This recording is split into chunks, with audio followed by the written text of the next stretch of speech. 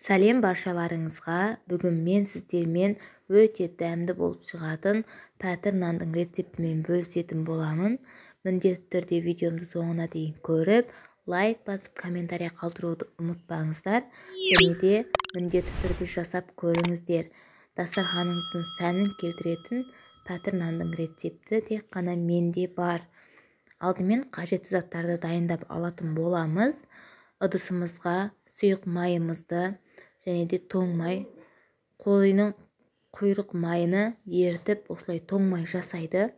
Осылай тоң май міндетті түрде қосыңыздар. Және де тұз, майонез, жарты бокал сүт, жарты бокал су қосамыз.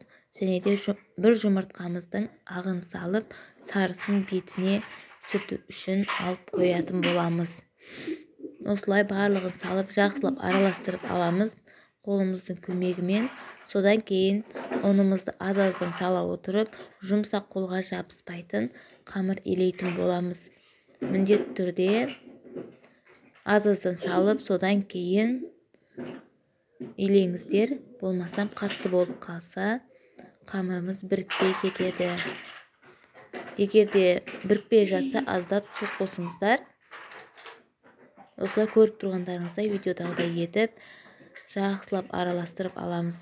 Араластырып болғаннан кейін 10-15 минутқа қалдыратын боламыз. Толық рецепті описание бөлімінде қалдыратын боламын. Сол жерден өтіп көрсеңіздер болады. Және де қазақша контентті қолдап, міндетті түрде тіркеліп, лайк басып, комментария қалдырып кетіңіздер. Сіздердің ойларыңыз мен үшін өте маңызды. Осылай илеп болғанымыздан кейін 10-15 минутқа қалдыратын боламыз.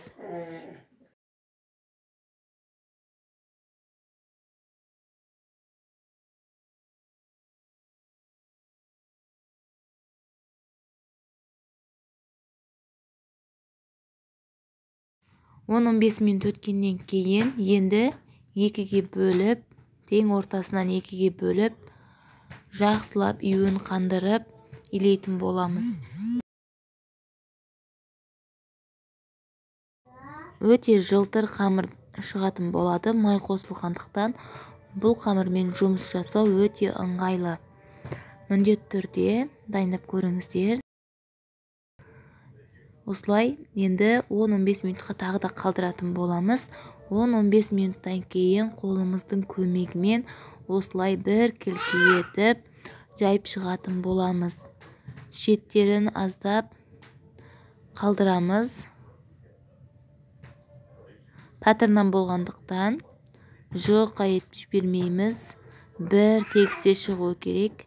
Болмасам күйіп кетеді, жұқа болып жайылса күйіп кетеді. Сол жерлері осылай әдемі етіп жайып алатын боламыз.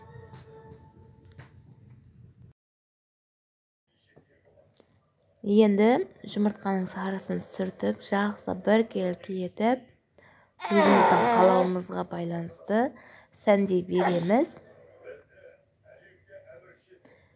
Печкамызды 200 градусқа қыздырып қоятын боламыз. Көріп тұрғандарыңыздай, мен осылай 2024 деп сәндеп шықтым. Осы жылға, жаңа жылға арнап жасаған пәтір наным.